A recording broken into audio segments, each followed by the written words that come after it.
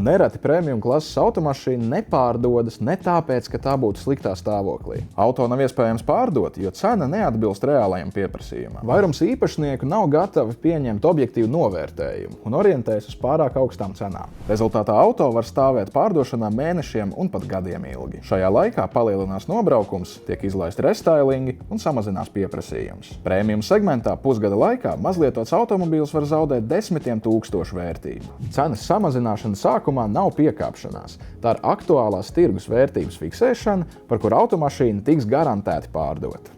Mēs veicam automašīnas ekspertu novērtējumu atbilstoši pašreizējam tirgus stāvoklim, ievietojam to savā Vācijas dīleru centrā un pārdodam gan Eiropā, gan visā pasaulē. Mēs to piedāvājam Vācijas tirgū un pārdodam caur mūsu Vācijas juridisko personu. Vācijā ir liels pieprasījums un likviditāte, un jebkādi starptautiskie riski ir izslēgti.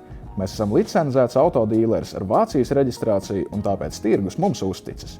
Pircējs jūsu automašīnai tiek atrasts vidēji 6 nedēļu laikā. Uzticiet mums savas premium klases automašīnas pārdošanu, un mēs to pārdosim ātri un par visaugstāko iespējamo cenu.